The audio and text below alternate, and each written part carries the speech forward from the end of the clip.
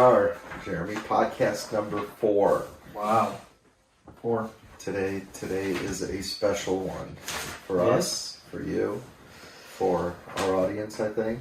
They get to hear all about you and your story and your life. My story, huh? And your hero's journeys, and that we just talked about in the previous podcast. But usually we talk a little bit about how you doing, how you feeling, that type of thing. Yeah, but you can still ask me those questions. I'm feeling good. Good. Feeling good. Good. I'm glad you're feeling good, because I just want to jump in.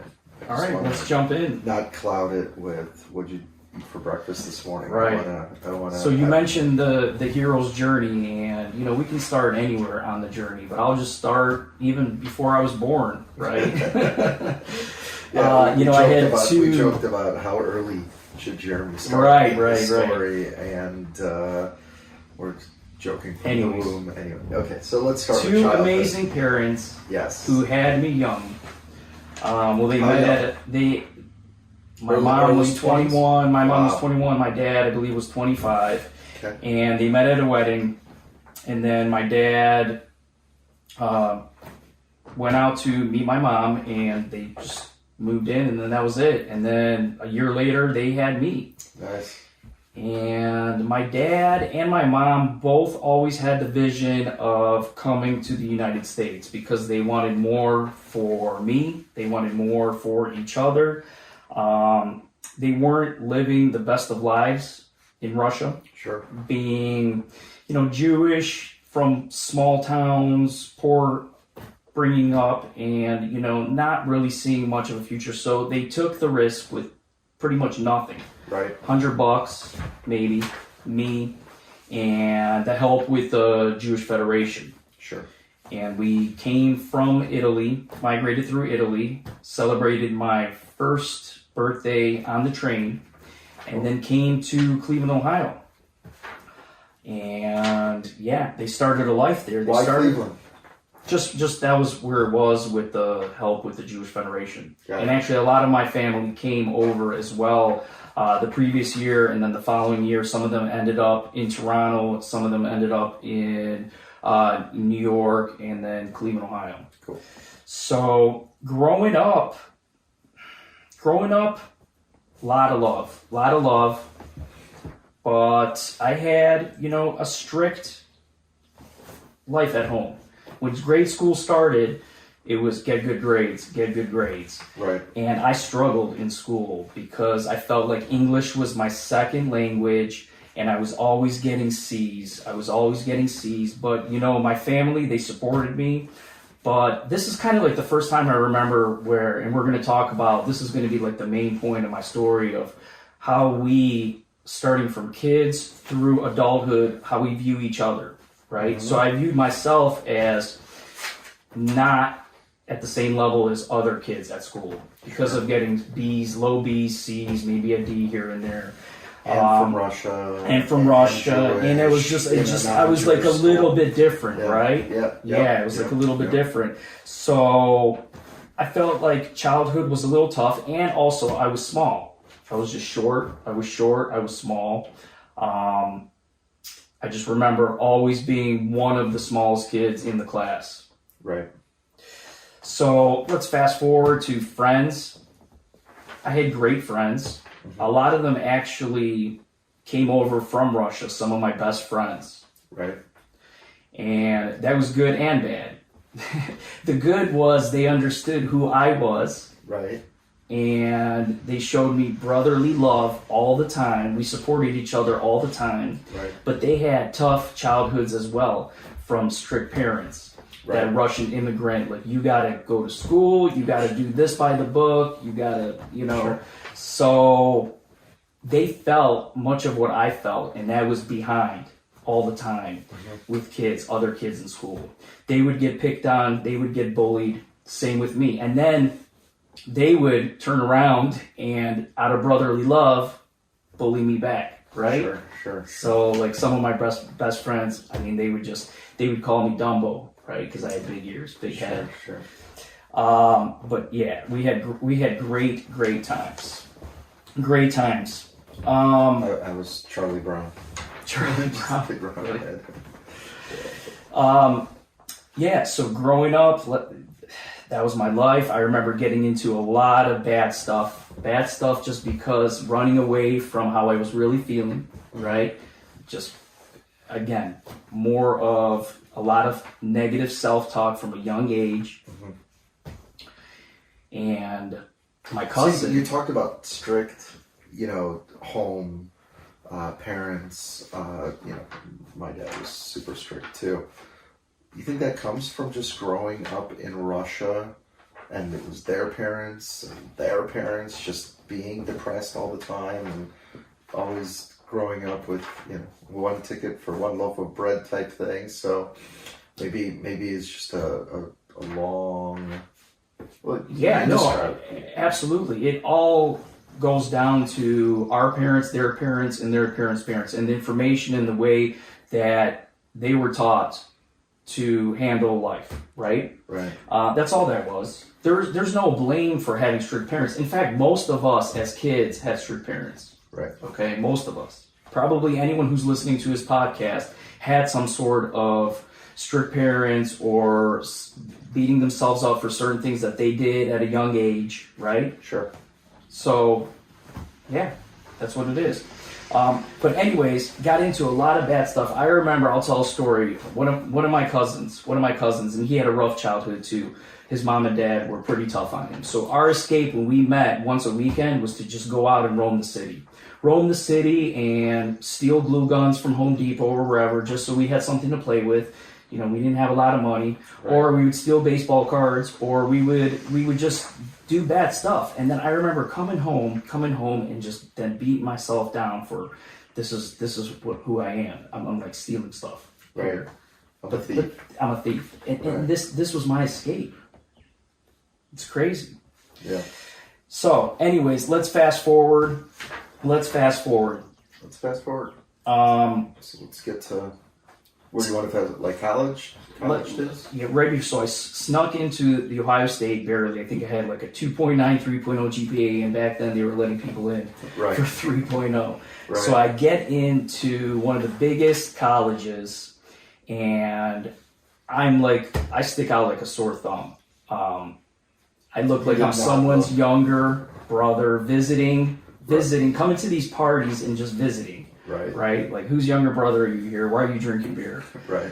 And that was tough. And I had a tough roommate on me who, well, look, he showed me brotherly love. At the end of the day, we're friends. We're always, I kind of don't really stay in touch with him. But anyways, he was tough on me. Mm-hmm. And he would basically bully me my freshman year. Like, we would wrestle almost every day. And he was like 6'2", 100 pounds more than me. And I come into Ohio State, I'm 120 pounds, still small. Right. And yeah, it was a tough year. You didn't want to wrestle him. I did not want to wrestle him. He wanted to wrestle you because he could beat you, and he's just teaching you. Yes. His words were, I'm teaching you to be tougher. Right. But it wasn't. And I didn't sign up for that class.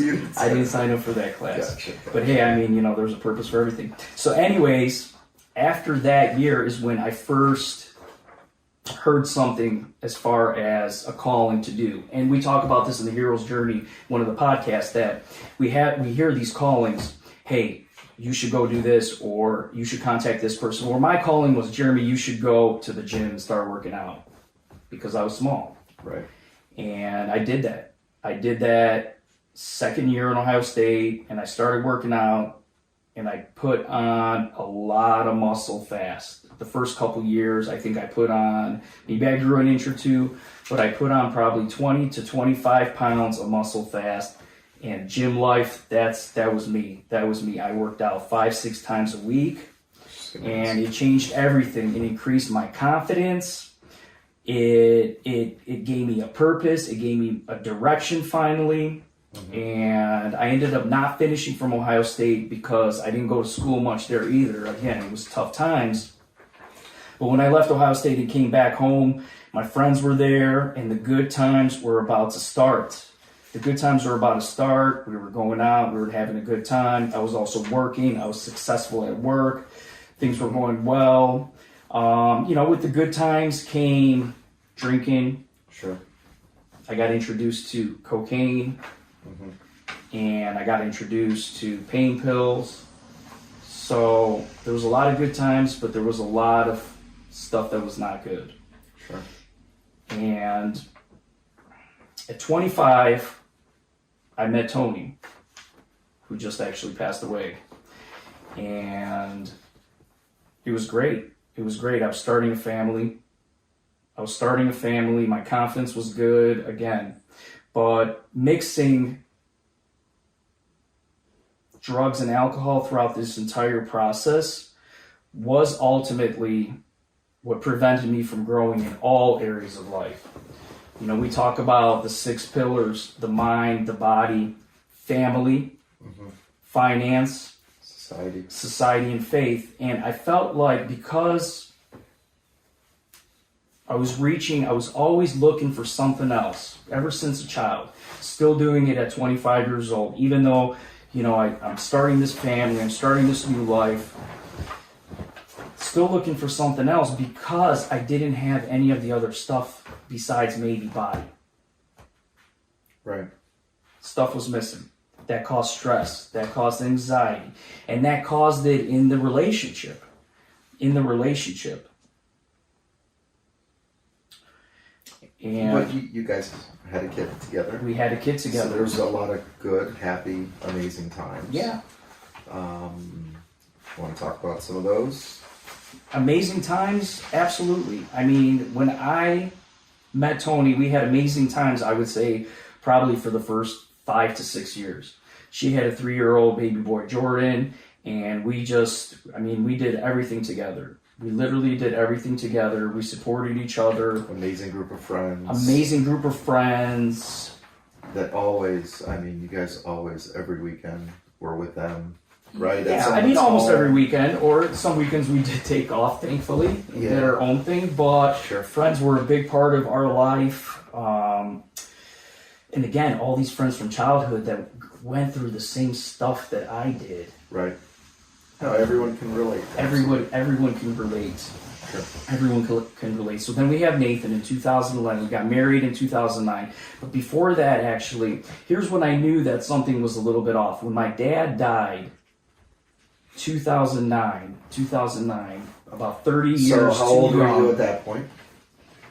So that was 12 years ago. So I was 29 years old. 29, 30 years old. And we were due to get married in 2009. We had already planned it. And my dad had a rare brain aneurysm and just died out of nowhere. Super Literally healthy guy. 30 years too young. Super healthy guy. Yeah, I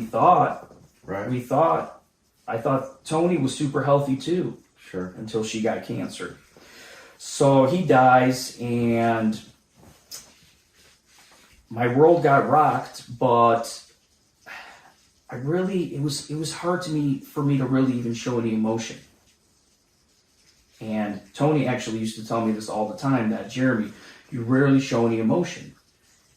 And then now looking back, I almost never showed any emotion from a young kid because it was always about like protecting my emotion, protecting my ego. I'm not going to let anyone put me down just because I'm small. I'm not going to let anyone bully me. So we grow this. You were also ego. drinking. And then I was also drinking to run away from facing those emotions. Right. So my dad died in 2009, and I did start drinking more, partying, doing other stuff more. And that caused, problems in the relationship. Thankfully, Nathan was born in 2011. I slowed down a little bit. That was a miracle. Yep. Miracle from God. And through this whole time, I was actually in a career that I wasn't happy with. It was quick, easy. Well, I shouldn't say easy, but it was money that basically I was a professional poker player. Right. And I was making decent money every year. People Online and in person. Online and in person. And You people were would think, like, how can you do it? screens. How can you do it? I mean, aren't you worried about losing? I'm like, listen, let me explain something to you. I never had one losing year playing poker. I played poker for 15 years. My average that I was making was probably 75 to 100,000 a year. I didn't lose. That's what professional pokers do. They might lose one or two, or they might lose for a month. But in the end, it's like a great, day trader, stock trader. They're going to make money at the end. Right. So I was making money, but unfortunately, because of the long hours, and really it is a grind, that resorted into, again, and I wasn't happy, again, drugs, alcohol, whatever it may be. And it took a toll on the relationship. So I'm going to keep referencing the relationship because, again, Tony passed away from cancer. She got diagnosed with it 4 years. I believe, and the story continues, I believe that I do have some responsibility in the game. In fact, quite a bit. And a lot of people ask me, or probably are even thinking, do you blame yourself? And the answer is, of course, but I don't blame myself today in the way that you might think, like putting myself down. Because I've been doing that my whole life. And one skill that I picked up a year ago, and we'll talk about that, is to not blame. We can only do what we can do today. Right. And that's why we're having this podcast and talking about this. We'll go back to that. And help people. So, a lot of stuff. The only thing, again, I had working out for me was working out. Okay, and then that wasn't even working out for me. So let's fast forward now to 2015 December, Christmas. We're taking family pictures in front of the Christmas tree, and the first pictures come in. I look at the camera. I'm like, no. We need to retake these pictures because you can see my gut. My stomach was sticking out. Right. And at this time, and I went to change my shirt 5 times before I think we got it right, and they didn't show it. But at this time, I just had a collapsing business in Cincinnati that failed. And this meant a lot to me because I wanted to get out of the game. I wanted to get out of the poker game. It wasn't a business you were running. You invested in this business. Well, no, I wanted to run it. I was going to move to Cincinnati and help with the sales and increase it and run it. I wanted to get out of poker. Right. It wasn't making me happy. Right. And I invested time. I was driving every week to Cincinnati. 4 hours there, 4 hours back, Monday through Thursday. Wow. During this time, we committed that we bought the franchise dry cleaners. Right. And we committed, and I rented my condo. Tony and we rented our condo. We moved in with my mom and dad. Okay. Actually, no, my dad had already passed away at that time. Right. But we moved in. Okay. So we were in, and I was happy. I was motivated. I wasn't drinking. I wasn't doing bad stuff. I was literally, it was like a change. Right. Okay. Unfortunately, the business, it didn't work out. We're not going to talk too much about that, but it just didn't work out. It wasn't the right partnership. It wasn't the right time. It didn't work out. And you're going into something that you barely knew anything about. It was barely, yes. I basically used the law of attraction really hard for 9 months and acquired a business because me and someone else wanted a business. Right. We used it back then, the law of attraction. It just wasn't the right thing. Right. But we had the business, we closed the business, and it was tough. It was a tough hit on me because I had to file bankruptcy and I lost a lot of time.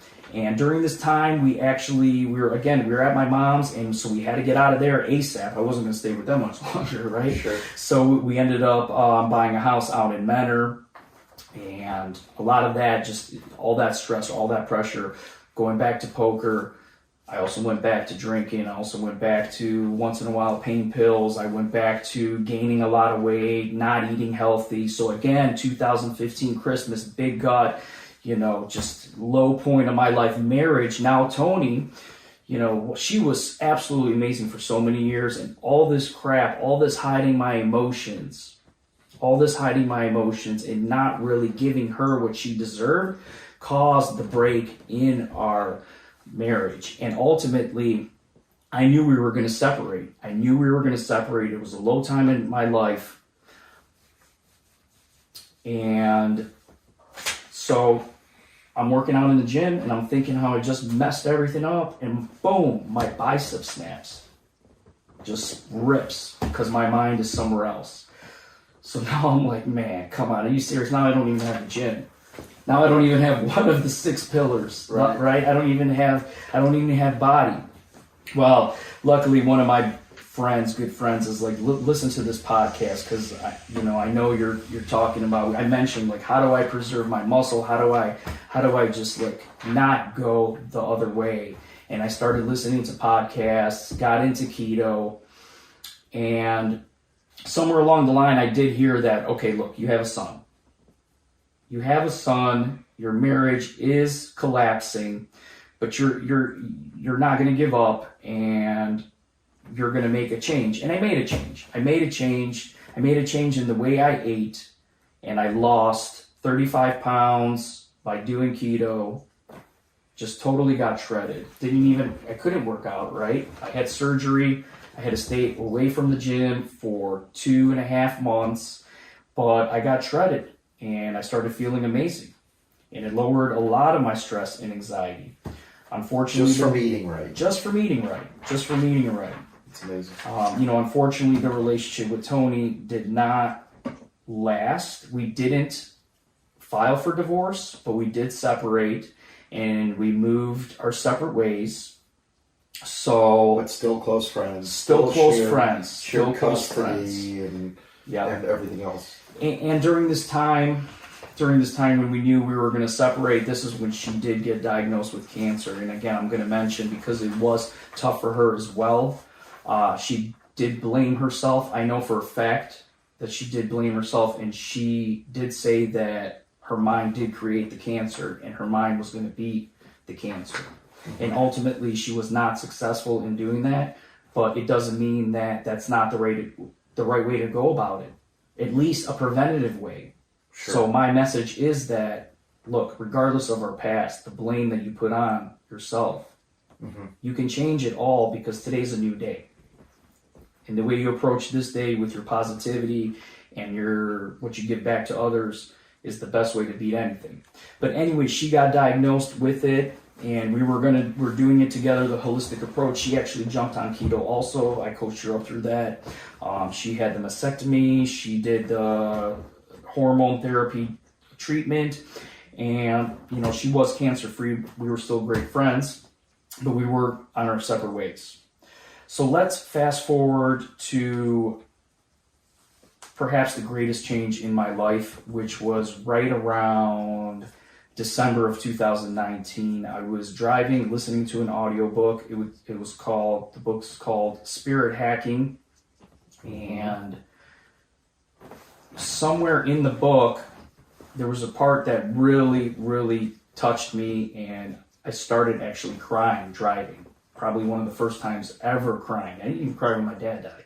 And during this time that I was crying, this big truck drove by me that said Spirit on it. I'd never seen a truck like this before in my life. So I was like, what the heck is going on?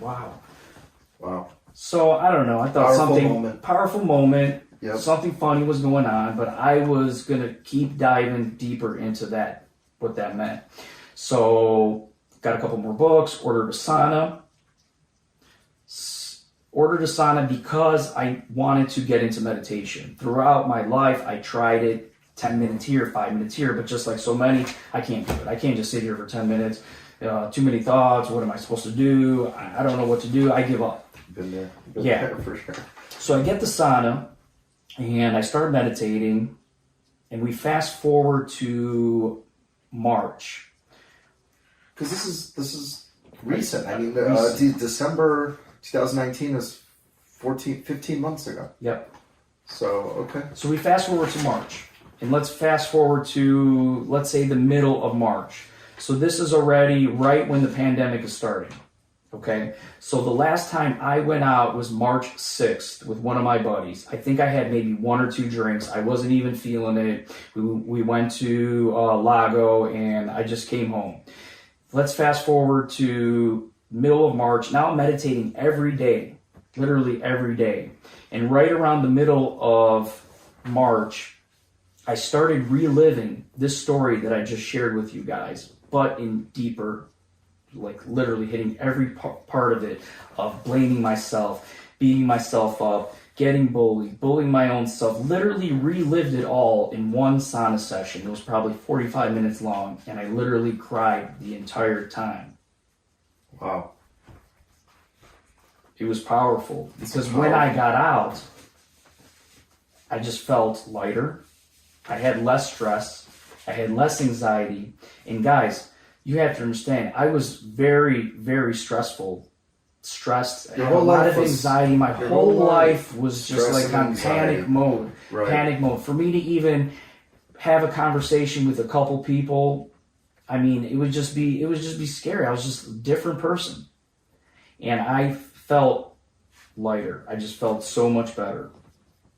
So, and right around, actually, I did leave off a part. During the meditation between December and March, I saw in one of the meditations also. What I mean by saw or hear, again, it goes back to that calling. It could be a vision or it could be words. When I sit in the sauna, I usually listen to good electronic music. I think it was words. It was something was saying that, Jeremy, you should go and sign up and become a health coach because you're good at it. You know the process. You've already helped people along the way just by accident. So I signed up for a really good online 6 month school, and I took that step in meditation because I heard that. So that was actually before the 45-minute time that I cried. Right. So everything was kind of starting to make sense, and then the end of March is where I met my mentor. And like we talk about in the hero's journey, when you make the decision, and I had made the decision that I was going to be a great health coach. Yep. I got my mentor, and that's Sean G. Murphy. It was through a friend. She told me to jump on his call, and just amazing stuff. Also, God sent when you asked for it. Right. Yeah. What has he taught me? Number one is we all are energy. And we can either vibrate positive energy and attract more positive energy, or we can vibrate negative energy and get more negative. I mean, there's no thing more that I'm sure of than that. Just because of 40 years being so negative and having negative come into my life almost all the time, versus the past 13 and a half months where it's all positive. And now we're growing a business. We got this Zero Doubt Club. Mm-hmm. We're gonna take over the country and spread positivity and help people, get over their stories. We all have these crazy, beat ourselves up, tough times, parents, friends, school, job, relationships, blame, all of this. We all have this. Yes. But this is also all the stuff that we can use to prove that we can do and accomplish anything. The list of 100 I just named. No, and just how everything evolved step by step for you over the 13 months once you decided to change your life and become positive and enough was enough. Enough, pain and anxiety and stress. You wanted to be positive. You wanted to again become a coach because you can help other people. And man, I was there, part of the process from summer on. So from summer on, seeing you at the pool and talking through what the industry was missing and what the process is and why it works and and we talked about it until I'm like, now I got to do it. And thank God, exactly. You helped coach. And to dive in more on how do you do it? How do you get over this stress, anxiety, and use the past for your creation of the future and become more of what you want? It's mind, body, soul. It's the mind through the meditation, through the positivity, through reliving some of your past and understanding what you can do. The body, right? The gym, the working out, what I thought I had right for so many years, and the soul, which is literally this is like, it's music, it's community, it's family, it's helping others. Sure. That's what gives your soul. That's what adds into the soul. And until I transforming started yourself. doing that to myself and to others, I didn't have the soul. I didn't have the soul. And when you have all three, then you have belief. Then you have belief and faith, and you really have zero doubt in yourself. Right. And part of helping others is helping yourself first. That's the key, right? So not necessarily coaching somebody else, but just becoming a better person, becoming happier, becoming more fit, being an inspiration to your friends and family and so on. That's helping others as well. And that's what's very strong, and that's what you started doing and saw it, and are now taking it up a few levels, which is great. You even did a bodybuilding competition last year. I mean, that was unbelievable. I was there. Yeah, that was great. That was my first one. I mean, honestly, look, if I had the mind, body, soul 15 years ago, I would have did it 15 years ago. But here's the beauty. If you take care of yourself, then we really don't age that fast. And I'm 42 years old, and I'm gonna keep doing them. Sure. I'm gonna keep doing them. I feel younger than I did 10 years ago. Right. No, because of you, I feel healthier at 45 than I have in the last 25 years. So thank you for that as well. Yeah. Thank you too. So, I mean, you did your first bodybuilding competition. You won almost every category and so on. So what's next for you in bodybuilding competitions? Well, I just did the regular physique. So next would be classic plus physique. What does that mean? It's just, different class. Different poses. Different poses. And, I'm just going to continue doing it. I like it. I can probably put on a little bit more size if I wanted to. Mm-hmm. But I'm just doing that for fun. Doing that for fun. Because it's not fun preparing for them. It's a lot of... Depends how you look at it. Yeah. Depends how you look at it. It's fun winning the... One of my favorite quotes, Wayne Dyer, change the way you look at things, and the things you look at change. Right. That's true. Right? That's true. This is what this is all about. So how do you... So you cut drinking, you've cut pain pills, you've cut all this... How do you celebrate good moments? So actually, because I kind of left off there. The reason why I had March 6th going out with my friend and then starting to meditate is because the two of them literally relate. I could never imagine ever giving up drinking forever because, it's fun, it's this, it's that, but at the end of the day, it always hurt me. It always led to me feeling crappy the next day and not thinking clearly and not having positive thoughts. When I started meditating and I did this crying, the stress and anxiety, the reason why I even drank, was gone. So it's like I lost the urge. I didn't even want to. I wanted, it goes back to then, seeing stuff, believing, adding everything up, adding everything up from childhood, starting to connect the dots. So in meditation and kind of just connecting the dots, I didn't want to lose that clarity. So, and I felt great. The bars were closed. There was no reason to drink. And that was it. And now I meditate every day in the morning, and it helps. It keeps me aligned. Because it does help create this positive vision. And once it's, that coupled with journaling, you're constantly writing about positive things that you are doing and want to do, and they're happening. It's happening for you. It's happening. For you, man. And I've seen it through meditation. I mean, it's unbelievable to go from having an issue with drinking to not wanting that urge at all through meditation. And taking care of yourself and just seeing the end in mind helped. So I had a visualization in meditation of the end. Right. Writing books, talking on stage, helping others write books. Right. It goes beyond just health coaching. It's impacting millions. And now that Tony passed away because of cancer, disease, whatever you want to call it, it's made me that more clear on my mission and my purpose. Very nice, very nice. And what's better than hearing from our clients? I feel better, I look better, I feel amazing. And then especially those that are grasping on it really strong and journaling and feel accountable and taking the steps that we and that you ask them to make, whether it's cutting dairy or nuts or alcohol, etc., and just seeing people literally transform. It's just such an empowering feeling to keep wanting to do. So it's amazing. Yep, I love it.